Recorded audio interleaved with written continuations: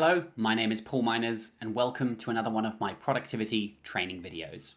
In this video, I'm recording an updated version of an old video where I'm talking all about how I currently use TextExpander. Now, if you've never heard of TextExpander before, this is one of my absolute favorite productivity apps. I will link to a getting started video that I recently recorded. And TextExpander is a tool I use on a daily basis, probably hundreds of times a day. And what it lets me do is it lets me store text that I can easily retrieve later. And so it's really useful for things like storing links and email templates and copy that you need to use. It's also great for using within a team. If you want your team to have access to the same templates and things, it's great for sales or customer service teams. I'm using it mainly on my own. I've been using it for about 5 or 6 years, nearly 7 years actually at this point, and it really is a tool that saves me a massive amount of time. Now, one of the tricky things with TextExpander is when you're just getting started, it's not always easy to know what to use it for. And so that's what I'm going to be addressing in this video. Is I'm just going to walk through my account and I'm going to show you and talk through all the snippets, not all of them, but most of the snippets, the most important snippets that I use on a daily basis. If you have any questions at the end of this video, please feel free to leave me a comment below. Now, before I get into all my different snippets, I want to just show that I have a lot of different snippets in this account. Lots of email templates, lots of links. Remembering all of these is pretty hard, but you don't have to. If I'm writing an email and I can't remember the template or what the abbreviation was, I can use the shortcut Control-Command-T to search for a snippet. I can even hover my mouse and TextExpander is going to preview the snippet there for me. I click return, and then I can fill in my snippet. So even if I don't remember the abbreviations all the time, just having them stored in TextExpander and using the search lets me easily find them nice and quickly. So that's just a really useful tip to keep in your tool belt in the back of your mind. So let's go through all the different snippets now, and I'm going to explain how I use TextExpander. So here we go with TextExpander open, and you can see I've got a number of snippet folders here. So the first snippet group I have here is ConvertKit. ConvertKit is the email marketing tool that I use for sending automated sequences and newsletters. And they use a lot of liquid coding for things like merge fields and for customizing emails. And so I've stored a lot of that here in TextExpander. So if I'm writing, let's just rearrange these windows a bit. So if I'm writing an email, I'm just going to use this email window, but I would be doing this in ConvertKit. I can type fname, and you can see this little liquid code or this merge field spits out. So this is going to be the person's first name that then gets downcased and then the first letter capitalized. And so rather than having to remember that or type it out, I've stored it here in TextExpander. I just type the fname abbreviation. Here, I'll do it again. And then TextExpander just returns that text for me. So I don't have to store this in a note. I just need to type, and TextExpander does the rest. A couple of other ConvertKit snippets that I embed some ConvertKit email opt-in forms on my website, and I can do that using a shortcode. Now, I don't want to have to remember these codes, and I don't want to have to go into ConvertKit every time to go and find them. So I've stored them in TextExpander. And so now I can just type VCB blog or PB blog, and I can return that shortcode. I can put that in a blog post, and that's going to embed my ConvertKit email opt-in form into my blog post. I also have a lot of these liquid coding templates as well. So one of the cool things I can do in ConvertKit is I can customize the content in my email. And so you do that using these liquid tags. So I can say if the field MA goal equals features, I can type, or I can have my email generate certain text that says, here are the features that are going to be most important.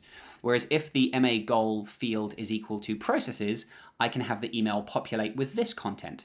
So using these tags, it's a nice way of making the emails that I'm sending in my email provider a lot more dynamic. Now with this liquid code, if you miss a piece of punctuation, like a little quotation mark, if you miss a squiggly bracket, everything's going to break. So to avoid the potential for human error, again, I've stored all of these different blocks of liquid code here in TextExpander, so I don't have to remember them. I don't have to worry about typing it exactly right every single time. I don't have to go digging up old emails to go and find examples, I can just simply type out, let's do this one here, MA who, and then it spits out that text. I can then customize what text goes into each of these sections based on the liquid code that I'm using here. So that's a number of ways that I'm using TextExpander in ConvertKit.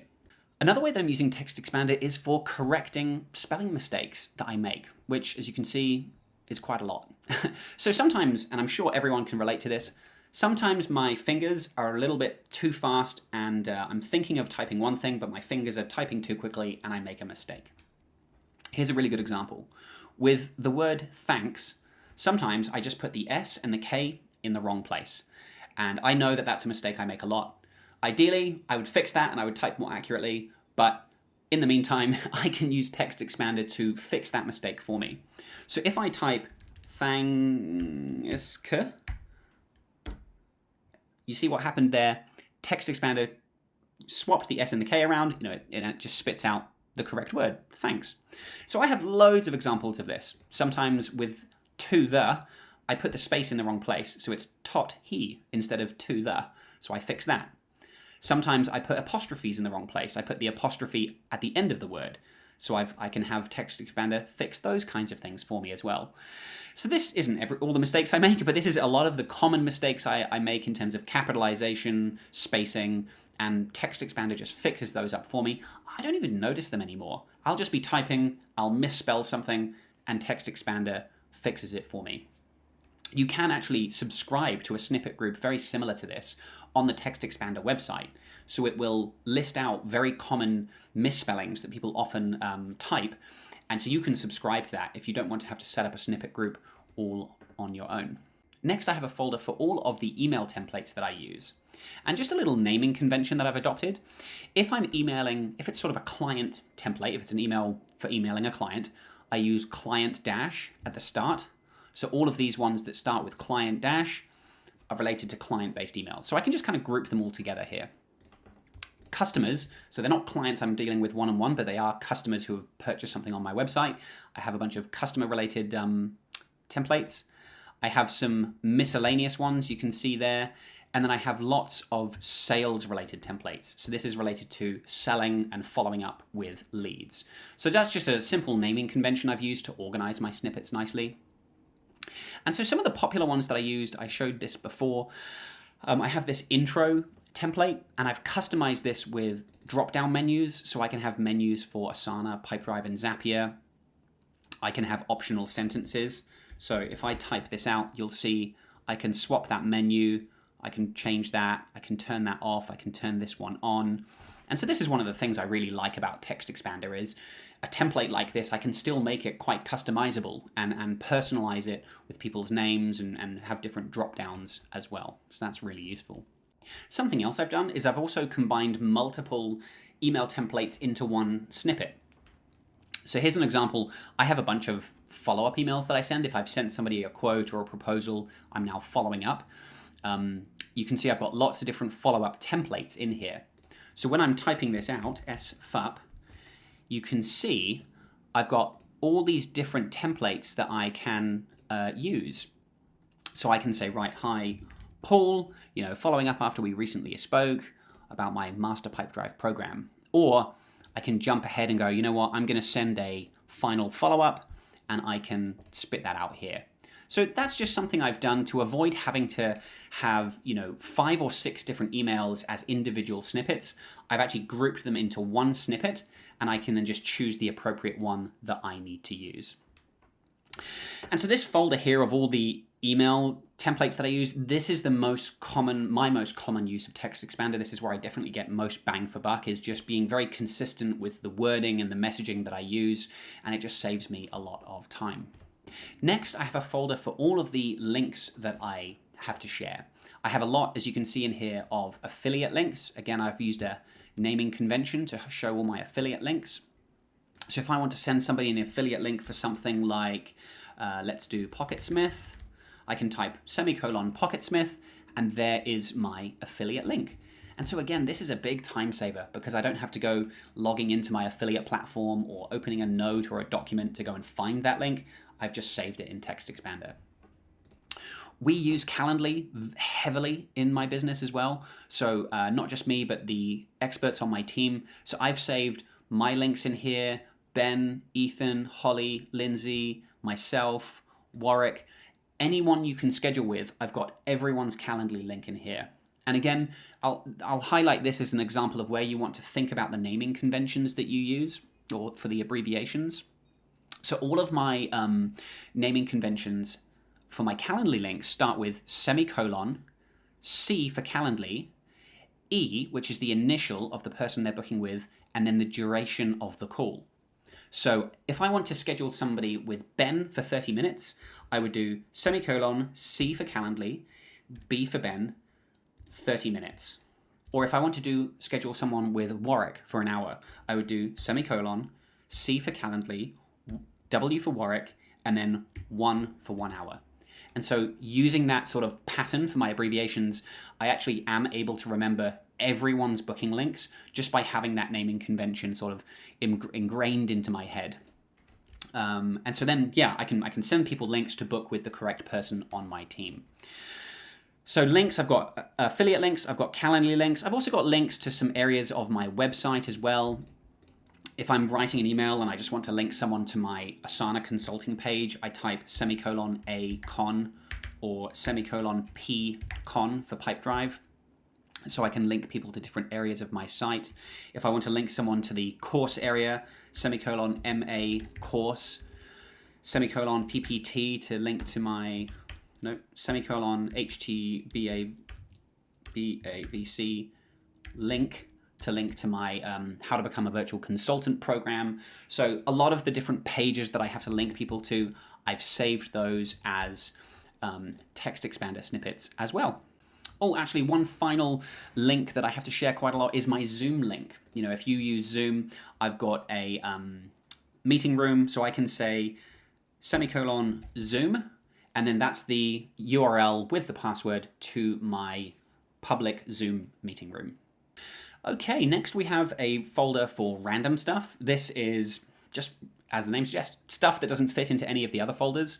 So I've got some things like some snippets for things like dates. So I can do semicolon date, which will spit out the date as the year, month, day format. I can also do DD8 to do the date, but in a slightly different format. So those are quite useful. I've also got things like my phone number. So I can do my New Zealand or my international phone number. And I've even got a snippet for naming receipts or documents. So if I save an invoice, I want to have a really consistent naming convention when I file that away. So I just use semicolon file, and it's going to put in today's date, and then I can say, Skype receipt. Whoops. There we go, Skype receipt. And so, because I always use the date that I've saved the file, so that's today's date, and then Skype receipt. So, a bunch of little just random ad hoc snippets that I use. I won't show you these, but I've got snippets that have my home and work address, account numbers for bank accounts, and things like that. Next, I have this folder of shorthand expressions that I often use. And I use these kind of hand in hand with the email templates. So, as much as possible, I try and use an email template for emailing people, but inevitably, sometimes you just have to write an email. You can't get around it. But I do have these little shorthand expressions that help me to write emails a lot quicker. So I often, when I'm writing an email, I will say something like, please let me know if you have any questions, or please let me know if you have any questions in the meantime. Or I'll say,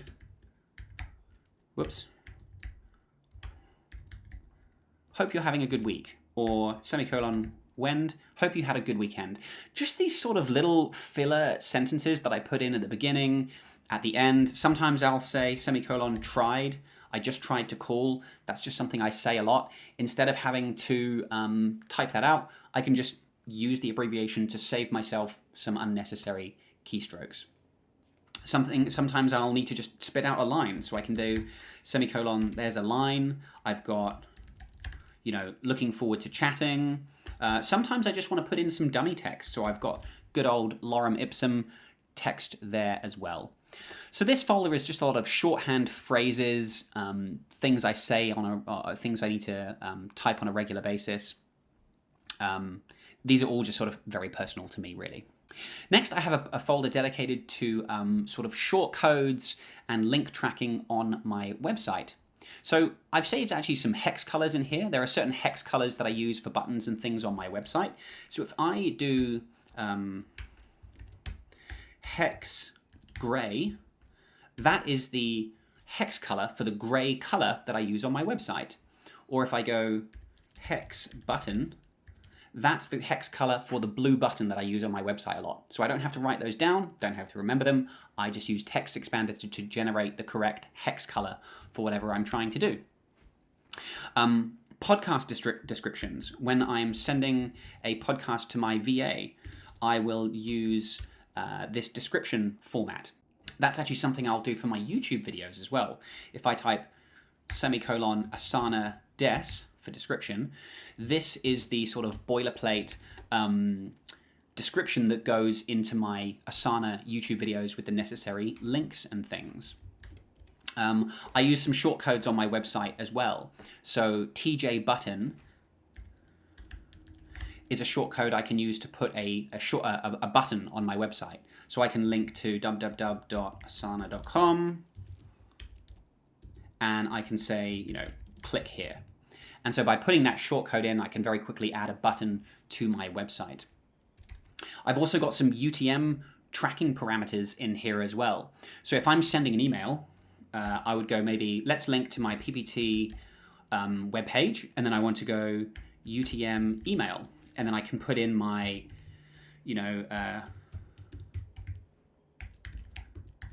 I can put in my UTM tracking link. And so without having to go and find any links, I can generate the link to my page and UTM tracking for that link to track analytics in Google as well. So this folder is a lot of UTM tracking, YouTube descriptions, podcast descriptions. So this folder is a lot of just stuff I use on my website. So yeah, short codes, UTM tracking, hex colors, descriptions, things like that. And then the final folder here is workflows. So these are some automated snippets that are I use from time to time. So one really useful one, and this actually is a useful feature of TextExpander, is that it supports AppleScript and different scripting options, JavaScript, shell script, and so on.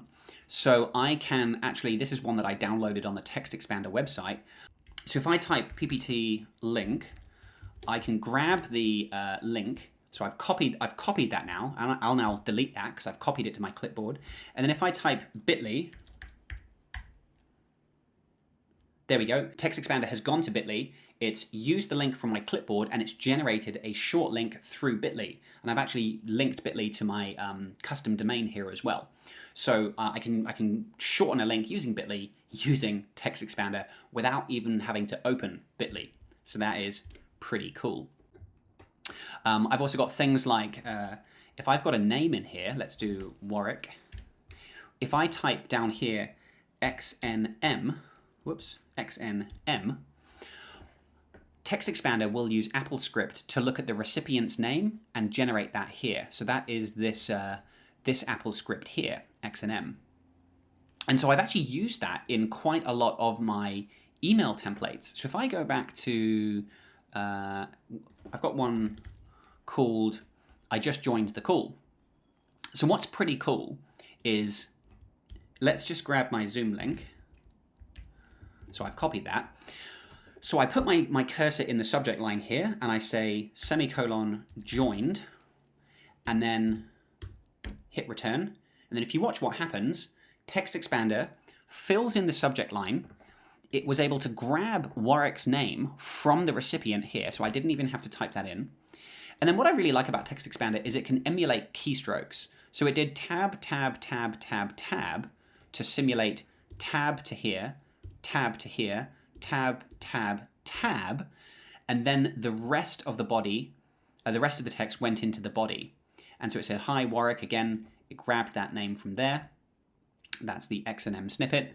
I just joined the call, and then I've even inserted the contents of my clipboard because Zoom automatically copies the Zoom link when you join.